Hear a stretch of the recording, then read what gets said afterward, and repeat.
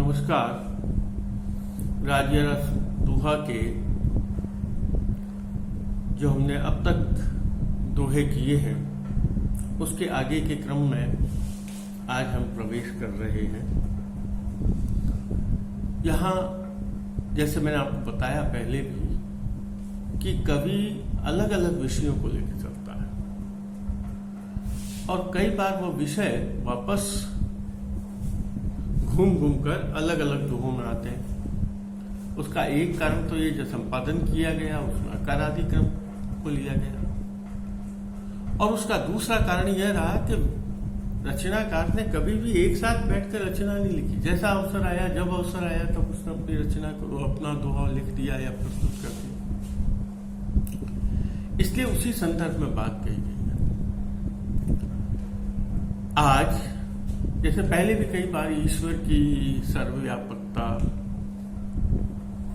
ईश्वर की महानता, ईश्वर का अस्तित्व, ये संपूर्ण जगत उसी की इच्छा के अनुसार चलता है, इस बात को अलग अलग दोहों में समझाया।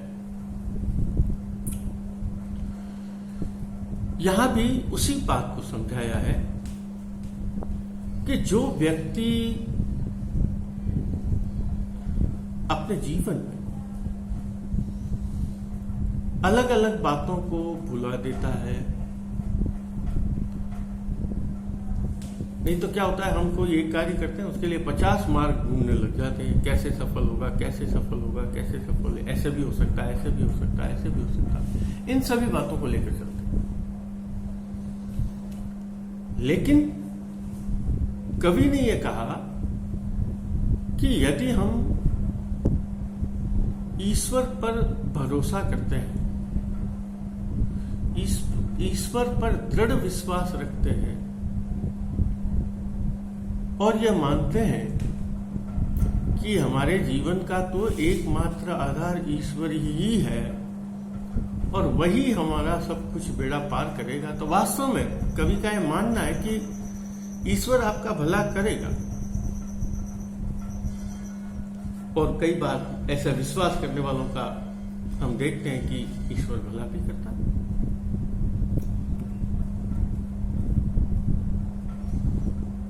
जो ईश्वर में भरोसा करता है, कवि का यह मानना है,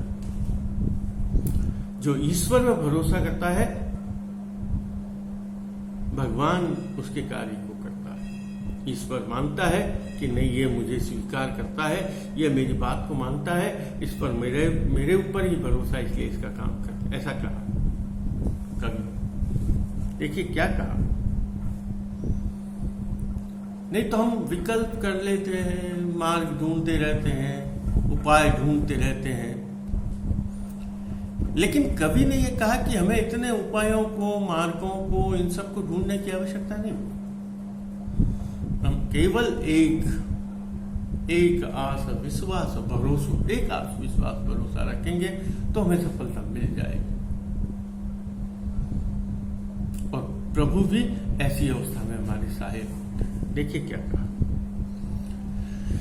तज सारी मन घात, एक तारी राखे अधिक, बाम में खानी बात, राम निभावे राज्य।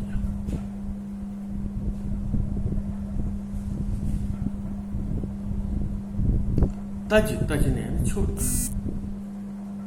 त्यागना, त्यज, त्याग से त्याग शब्द, जो इस बात को छोड़, त्यज सारी यानी सभी, मन घात, मन में जितने विक्षेप आते हैं, जिसमें मन में जितनी बातें आती, जितनी ऊंच नीच आती है, उन सबको हम छोड़ दें। तज सारी मन घात, एक तारी राखे एक तार, एक भरोसा, एक दृढ़ विश्वास लेकर चलता है, जो ये कहता नहीं इसके अलावा तो कुछ है ही नहीं। एक तार यानी जिसके अतिरिक्त हम किसी को मानते ही नहीं कि नहीं, ये इसके अलावा कुछ तो है ही नहीं, वही एक तार। तज सारी मन घात एक तारी राखे इधर बाम मिनखारी बात। उन मनुष्यों की बात को, उस मनुष्यों के विश्वास को, उन मनुष्यों की दृढ़ता को, उस मनुष्यों के भरोसे को, उस मनुष्यों के आस को ईश्वर अवश्य ही पूरा करता है, क्योंकि ईश्वर यह बात को जानता है कि यह व्यक्ति मेरे में, इस व्यक्ति को मन में मेरे प्रति पूर्ण श्रद्धा है, पूरा भाव है। तो उसने कहा बा मिनखारी बात राम निभावे राजिया। भगवान भी उसकी सहायता करता है। पहले भी एक बात, व्यक्ति अपनी सहायता करेगा, ईश्वर उसकी सहायता करेगा। आप दृढ़ रहेंगे, ईश्वर भी आपके प्रति दृढ़ता को लेकर चलेगा। यदि हम ही ढुलमुल हो गए, हम इधर उधर हो गए, हमारा भरोसा, हमारी आस, हमारा विश्वास यदि ढुलमुल हो गया, यहां ईश्वर का अभिप्राय क्या है? हाँ, मानते हैं हम ईश्वर है, भगवान है, शक्ति है, सब कुछ है,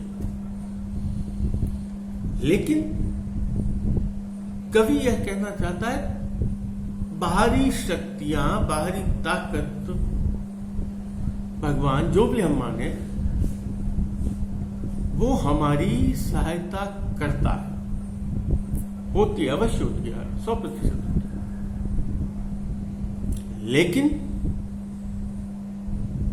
वह सहायता हमें तभी मिलेगी, वह सहायता हमें जब भी प्राप्त होगी, वह कृपा हमें तभी मिलेगी, वो कृपा का प्रसाद हमें तभी मिलेगा जब हम खुद दृढ़ रहें। हम कुछ भी नहीं करें, हम इधर उधर बातें करते रहे, इधर उधर अपना दिमाग लगाते रहे, इधर उधर के मार्ग खोजते रहे, और क्या हमें प्राप्त करना है उसके प्रति दृढ़ता ही नहीं रखे, तब क्या होगा? हमें सफलता नहीं मिलेगी।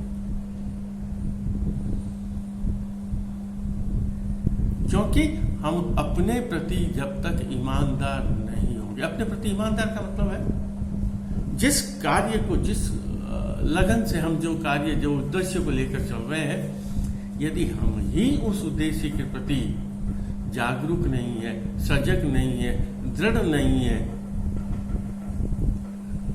तो वह कार्य, वह सफलता, तो उस कार्य में हमें सफलता नहीं मिलेगी। क्योंकि हम खुद ही पीछे हट जाएंगे। हम अगर पीछे हट जाएंगे, हम डर जाएंगे, फिर हमारी कोई भी सहायता नहीं करेगा, क्योंकि जो डर गया वो तो मर जाने के बराबर। और यह दृढ़ता, ये उसी दृढ़ता की बात कर, एक तारी, आत्मविश्वास। जो व्यक्ति आत्मविश्वास के बल पर आगे बढ़ता है, ईश्वर उसकी सहायता करता है, यह कहना चाहते हैं। ऐसा नहीं कि हाँ मैं कुछ नहीं करूंगा, भगवान सब कुछ कर देंगे, ऐसा विश्वास नहीं। यहां हम कार्य करेंगे, आत्मविश्वास को लेकर चलेंगे, विश्वास को बनाए रखेंगे, दृढ़ रहेंगे, इधर से उधर नहीं होंगे। जिस उद्देश्य को लेकर चलते हैं, दृढ़ता पूर्वक, अनुशासन पूर्वक, नियम पूर्वक उस कार्य की ओर आगे बढ़ेंगे, ईश्वर हमारी अवश्य सहायता करेगा। कवि यही कहना चाहता है, कवि यही कहना चाहता है, यदि हम अपने कर्तव्य के प्रति, अपने उद्देश्य के प्रति ईमानदार रहेंगे, दृढ़ रहेंगे, तो ईश्वर हमारी अवश्य सहायता करेगा। तो क्या कहा उसने? इसलिए हमें मन में जितने विक्षेप आते, उन विक्षेपों को हटाओ। मन में जितनी उलझने आती है, मन में जितने कंफ्यूजन आते हैं, जितनी शंकाएं आती है, हटाओ उनको। तज सारी मन घात, छोड़ो उनको। मन में जितने घात प्रतिघात, जितने विचार उठा पटक जितने आता हो, छोड़ो उनको। एक तारी राख है, और हमें एक दृढ़ता पर रहना है।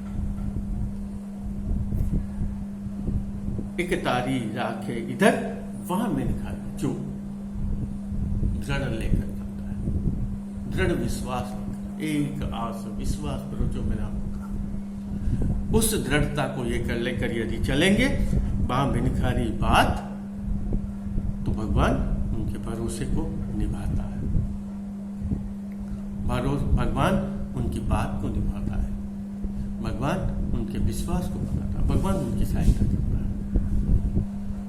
आगे ये भी कहा है, अगर हम अपनी सहायता करते हैं भगवान भी हमारी सहायता करता है।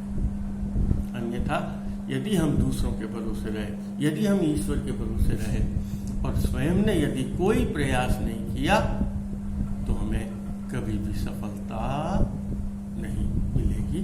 कभी यही कहना चाहता, यदि हम चाहते हैं कि दूसरे लोग हमारी सहायता करें, ईश्वर हमारी सहायता करे, हमें अपने कार्य के प्रति समर्पित होना पड़ेगा, दृढ़ होना पड़ेगा, अनुशासित होना पड़ेगा। सबसे पहले हम अपनी सहायता करेंगे, तब दूसरे लोग आकर हमारी सहायता करेंगे। यही तो आत्मविश्वास कभी नहीं छोड़ना। अब आता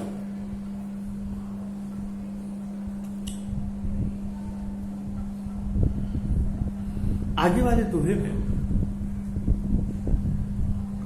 कवि ने यह कहा है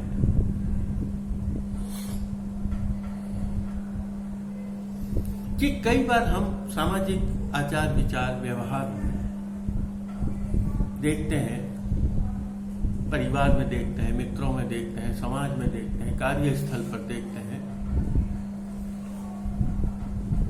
कि कुछ व्यक्ति, कुछ व्यक्तियों का समूह, कुछ रिश्तेदार, घर के परिजन हमें बहुत प्रिय होते हैं और वो हमारी खूब सहायता करते हैं, हम भी उनका कार्य करते हैं। एक दूसरे से परस्पर बहुत गहरा विश्वास, प्रेम, सहायता सब कुछ होता है। लेकिन कभी कभी वह दृढ़ता, वह विश्वास, वह स्नेह, वह प्रेम, वह सौहार्द समाप्त हो जाता है और सब कुछ बदल जाता है, सब कुछ बदल जाता है। और उसका एकमात्र कारण यह होता है कि वो हमारे संबंधों में कहीं दरार आ जाती है। और वह दरार छोटा सा विचार, छोटी सी बात, छोटा सा लालच, छोटा सा स्वार्थ, कुछ भी हो सकता है, चाहे आपका हो, चाहे हमारा हो, चाहे उनका हो, किसी का भी हो। समूह में है तो समूह में किसी एक दो व्यक्ति, दो चार व्यक्तियों का, पारिवारिक है तो परिवार में व्यक्ति का स्वार्थ हावी हो गया, अपना मतलब हावी हो गया, अपना विचार, अपना अहम, ये सब कुछ हो जाता है। तो हमारे वो जो संबंध है, जो हमारा रिश्ता है, जो प्रेम है, वो सौहार्द है, वो सद्भाव है, वो तुरंत समाप्त हो जाता है। कई बार बना रहता है, वापस बनता है, जुड़ता भी है, लेकिन उस जुड़ने में, उस बनने में, उस प्रेम में, जैसे कोई चीज को जोड़ते ना, जुड़ जाते हैं, लेकिन वो दरार का निशान रहता है। धागा है, टूट गया, गांठ जरूर रही। तो जो उसमें सहजता थी, जो उसमें एक सीधापना था, जो उसमें तरलता थी, वो तरलता समाप्त हो गई। सौम्यता थी, वो सौम्यता समाप्त हो गई। जो मधुरता थी, वो मधुरता समाप्त हो गई। जो मीठापन था, वो मीठापन समाप्त हो गया। जो प्रेम था, वो प्रेम चला गया। जो सद्भाव था, वो सद्भाव चला गया। और इसका बहुत सुंदर उदाहरण, बहुत छोटा था, कभी कभी बहुत छोटा कारण, और कई बार तो हम उस बात को समझ ही नहीं पाते, क्यों संबंध बिगड़े, लेकिन संबंध बिगड़ जाते हैं। बहुत समय बाद पता चलता है, अरे हमारी यह गलती थी, या उसकी यह गलती थी, या इस कारण से हुआ, या उस कारण से हुआ। उसके बाद सब कुछ बदल जाता है। देखिए, उसने कवि ने हमारे लोक का बहुत सुंदर उदाहरण दिया। क्या उदाहरण दिया, देखिए। अपन पहले दोहे को देखते। तुरंत बिगाड़े ताह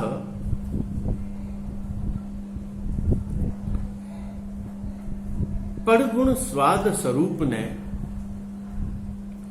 मिंतराई पय मां रिगड़ खटाई रागिया।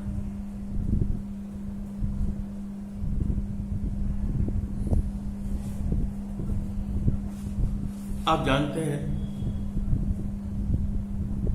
दूध पय शब्द का है।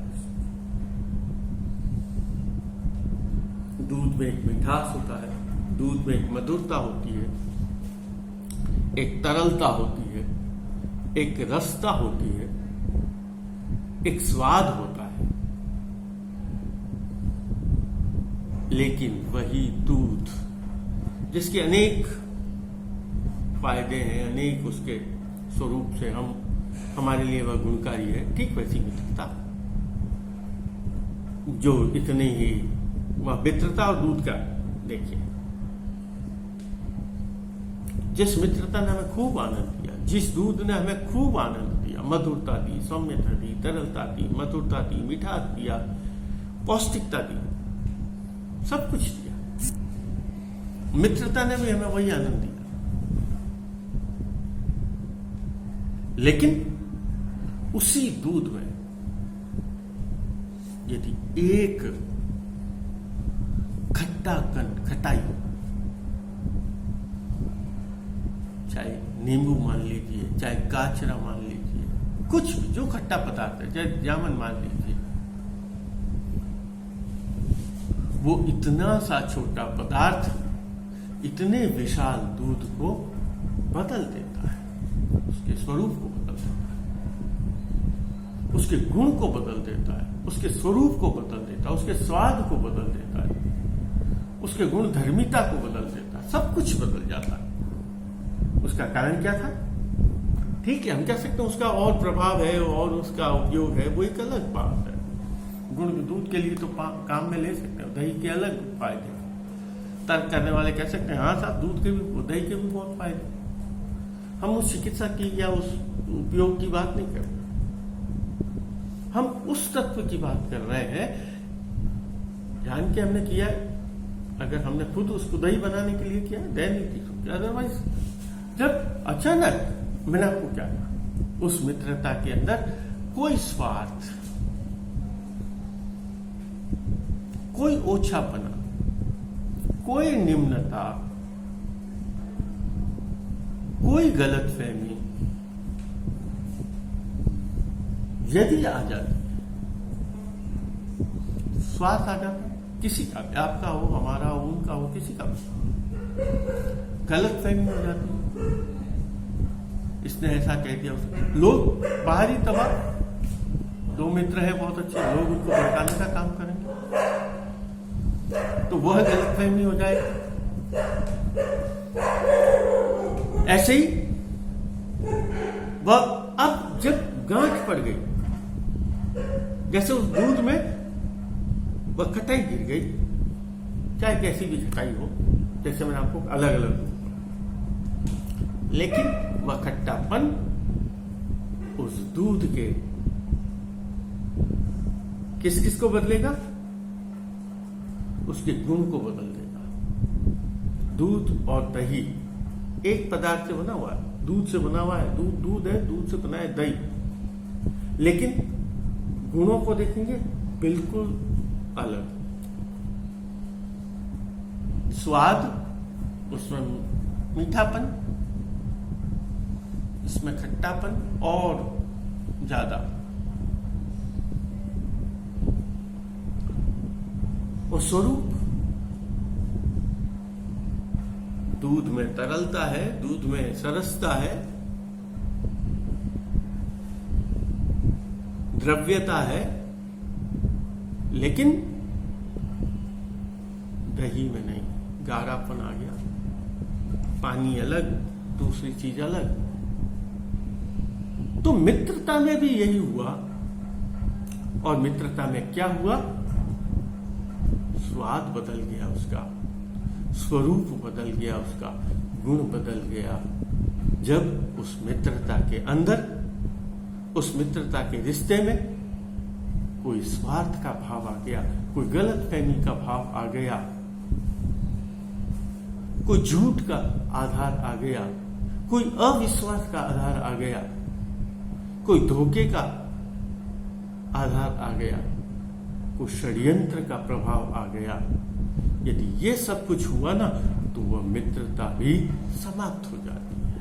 हो सकता है हम औपचारिक रूप से मित्र बने रहें, औपचारिक रूप से वह रिश्ता रहे, बाहरी दिखावे के लिए वह रिश्ता रहे, वह मित्रता बनी रहे, लेकिन उस मित्रता में वह मधुरता जो दूध में थी, वो स्निग्धता, वो मिठास, वो सरसता जो दूध में थी, वह सरलता, वह सरसता, वह मिठास, वह स्निग्धता, वो सरसता दही में नहीं हो सकती। हो सकता है दूध कुछ और दिन चल जाता, लेकिन दही का स्वरूप। तो यहां इसी बात समझाने का प्रयास किया है कि जिस प्रकार दही, दूध में दही मिलकर उसके सभी को बदल देता, पूरा बदल देता, आमूलचूल परिवर्तन हो, ठीक उसी प्रकार गलतफहमी, षड्यंत्र, धोखा, झूठ, फरेब, ये सब हमारी मित्रता के स्वरूप को भी बदल देते हैं। अब करता क्या, केवल ये विशेषता नहीं बताई, केवल कभी ना इसका परिणाम नहीं बताया कि आपकी मित्रता बदल जाएगी यदि आपने इसको कुछ किया। तो कभी समझाना यह चाहता है, यदि हमने किसी से प्रेम किया है, हमने किसी से स्नेह रखा है, हमने किसी से आदर की बात बनाई रखी है, तो हमें उसमें खटाई जितनी गुंजाइश नहीं। अगर हमने उसमें खटाई को आने दिया, उसमें रिश्ते में कड़वाहट आने दिया, उस रिश्ते को कहीं भी बदलने का प्रयास किया, वह मित्रता ठीक उसी रूप में उसके गुण, स्वरूप और स्वाद को बदल देगी, जैसे दूध के स्वाद को खटाई दही बनाकर उसके स्वरूप, गुण और स्वरूप को बदल देती है। ठीक इसी प्रकार तो हमें धोखे से बचना है, झूठ से बचना है, षड्यंत्र से बचना है, गलतफहमी से बचना है, किसी के भड़काने से बचना है। और कैसे भी करके हमारी जो मधुरता है, हमारा जो प्रेम है, हमारी जो मित्रता है, उस मित्रता, उस प्रेम, उस मधुरता को बनाए रखना है। ठीक है बात, चलते हैं आगे।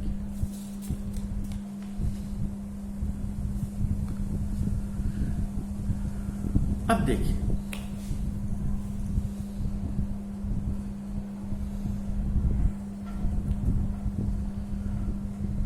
हमारे जीवन में कई बार अलग अलग विषयों को लेकर चल रहा है। देखिए, कई विशिष्ट विधि को लेकर चला, कभी एक बहुत ही अलग बात को कह रहा,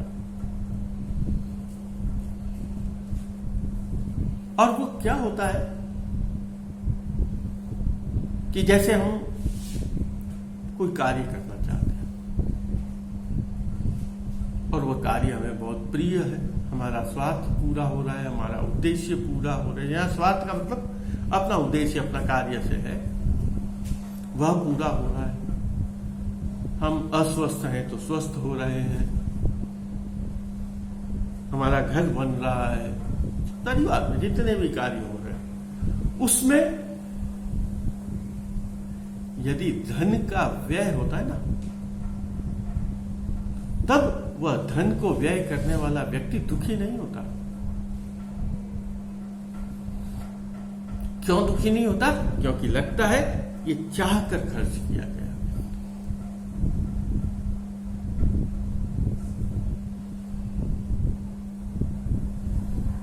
और कई बार हमें अपने जीवन को सुचारू बनाने के लिए, जीवन में सफलता प्राप्त करने के लिए, जीवन में हमें मधुरता बनाने के लिए कई बार कड़वे घूंट भी पीने पड़ते।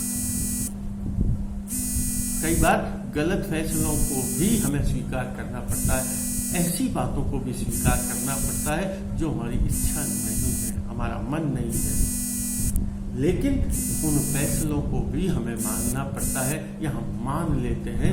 क्यों मान लेते हैं? क्योंकि इससे हमारा कार्य सिद्ध हो रहा है। कई बार बड़े है ना, बड़े हैं, हमें कुछ बुरा कह देते हैं, हमें डांट देते हैं, हम उसका वापस प्रतिरोध नहीं करते, क्योंकि उनका जो किया गया कार्य है, माता पिता अपने बच्चे को, पुत्र को, पुत्री को कह रहे हैं, बड़े लोग हैं अपने बच्चे को कह रहे हैं, परिवार में, समाज में बड़े लोग हैं, वो किसी छोटे व्यक्ति को कह रहे हैं, गुरु अपने शिष्य को कह रहा है, उसका प्रतिरोध नहीं करता, उसका विरोध नहीं करता, उसके सामने नहीं बोलता। क्यों नहीं बोलता? क्योंकि जानता है यह जो शिक्षा है, यह जो डांट है, यह मेरे लिए बहुत उपयोगी है। अगर वह डांट नहीं है, अगर वह शिक्षा नहीं है, वह जीवन में उन्नति नहीं कर पाएगा, जीवन में विकास नहीं कर पाएगा। तो यहां उसने इसी बात को समझाया है कि व्यक्ति को कई बार अपना कार्य करने के लिए, अपने कार्य की सिद्धि के लिए बड़े से बड़ा त्याग करना पड़ता है। हम कोई कार्य करते हैं जिसके लिए हम त्याग करते हैं, और उस त्याग से हम त्याग इसलिए करते हैं, इस त्याग करने से हमें वह कार्य की सिद्धि होगी, हमें वह सफलता मिलेगी, ऐसा मानते हैं। उस समय यदि किसी दूसरे कार्य के लिए यदि वो पैसा व्यय हो जाए, वह त्याग करना पड़े, वह समझौता करना पड़े, हम उसे स्वीकार भी करेंगे, उसके दुखी भी हो जाएंगे। लेकिन चूंकि उससे हमें किसी बड़े कार्य की सिद्धि हो रही है, ऐसी अवस्था में हम न तो दुखी होते हैं, न ही परेशान होते हैं, न ही हमारा जीवन, हमारा मन दुखी होता है, कष्ट भी नहीं होता। क्या कहा? दाम न होय उदास, मतलब गुण गाहक मिनख, ओखत रोग कड़वास, रोगी गिने न राजिया।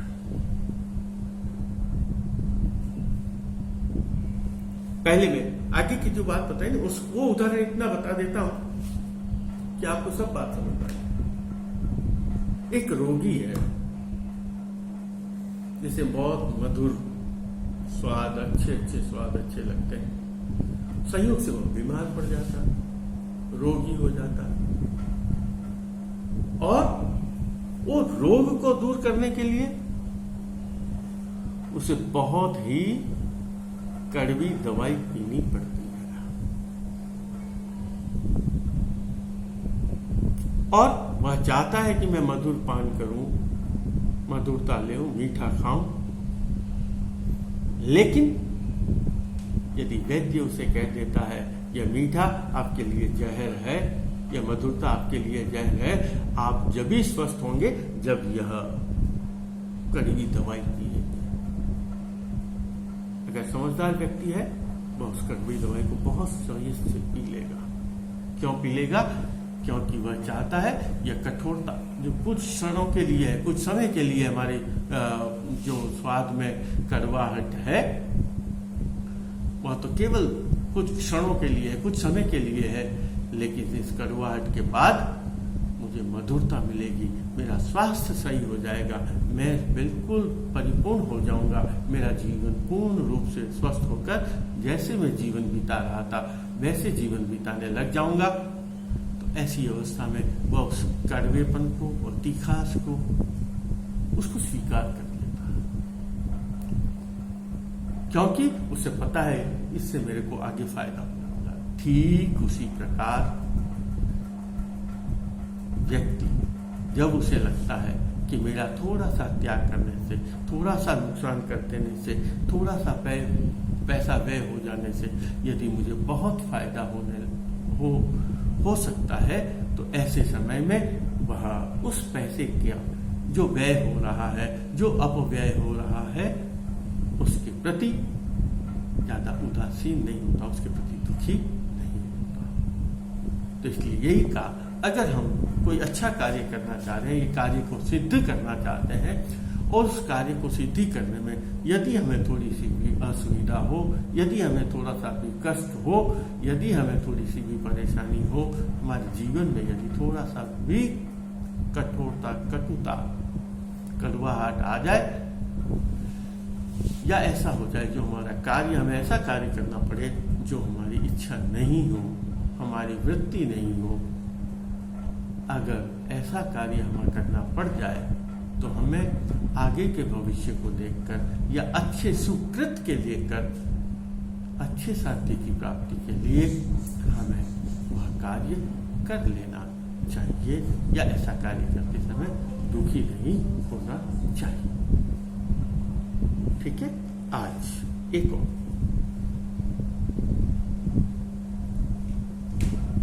कुछ व्यक्ति होते हैं जिनमें कोई विशेषता होती, लेकिन वे उस विशेषता का उपयोग, कोई शक्ति होती है, कोई क्षमता होती है, लेकिन वे उस विशेषता, उस क्षमता, उस शक्ति का प्रयोग गलत कार्य करते हैं या उनकी दृष्टि हमेशा गलत कार्य की तरफ है। तो यहां उसी पता और वो अपनी उस निम्न विचार को, उस दुष्टता को, उस ओछेपने को कभी भी छोड़ता नहीं। और वहां चाहे कितने भी अच्छे कार्य में उसको लगा दिया जाए, वहां उसकी वृत्ति, वहां उसकी मानसिकता, वहां उसका विचार ठीक वैसा ही बना रहेगा, वैसी उसमें तुच्छता, वैसा ही उसमें निम्नता, वैसे ही ओछापना बना रहेगा। हम चाहे उसे कितना भी अच्छा अवसर प्रदान कर दें, लेकिन वह उस अच्छे अवसर की तरफ जाता नहीं है। देखिए क्या कहा। और यदि उसकी प्रवृत्ति अवगुण को ग्रहण करे, गंदगी को लेने की, तो वह गंदगी की तरफ ही जाए, क्योंकि उसकी वृत्ति है। चाहे उसके सामने हमने बहुत अच्छा अवसर उपलब्ध करवा दिया, लेकिन वो उस अवसर का फायदा नहीं। देखिए क्या कहा।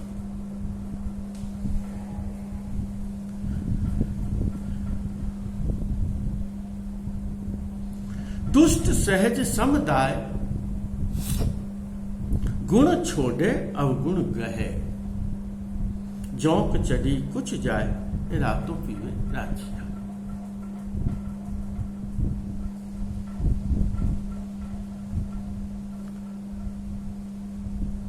दुष्ट व्यक्तियों की, मैंने आपको कहा निम्न प्रवृत्ति के लोगों की, दुष्ट शब्द का इसने प्रयोग किया इसलिए मैं वापस, ओछी प्रवृत्ति के लोगों की, जो विकृत मानसिकता के लोग हैं, गलत मानसिकता के लोग हैं, वो सब समझ लीजिए।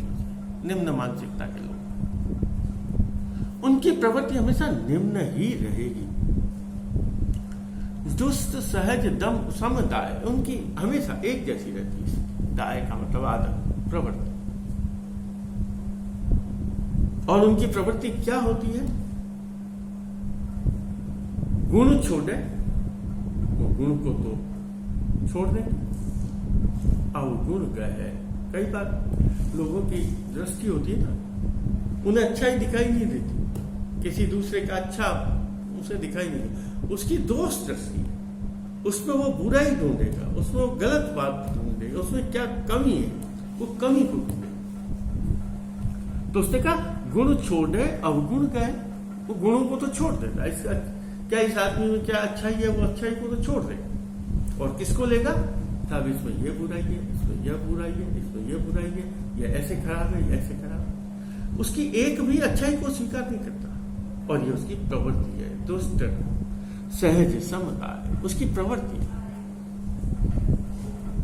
और उसको चाहे हम कितना भी अच्छा अवसर दे दें, कितना भी अच्छा उसे वातावरण दे दें, कितनी भी अच्छी उसे परिस्थिति दे दें, लेकिन वह उस निम्नता को ही स्वीकार करता है। जैसे उसने बताया, जौंक चढ़ी कुछ जाए, रातों पीवे रात। जौंक जानते हैं, एक ऐसा जीव होता है, लीच जिसको कहा, वो जिस चीज की चिपकती है वह खून पीती है। मनुष्य के, जानवर के, किसी भी शरीर के लग जाती है तो रक्त पान करती है, खून पीती है उसके आपको। और अब उसने कहा जैसे एक जौंक है, तो जौंक की आदत क्या है? उसकी आदत है खून पीने की, रक्तपान करने की, वही उसका जीवन है। उसी जौंक को यदि गाय के थन के लगा दिया जाए तो वह गाय के थन के लगी हुई स्तन पर लगी हुई वह जोंक, वो दूध नहीं पीती थन में से, मौका है उसमें, वह उस थन में से दूध पी सकती है, लेकिन वो थन में से दूध नहीं पीती, बल्कि क्या पीती है? रक्त पीती है, खून पीती। क्यों खून पीती है?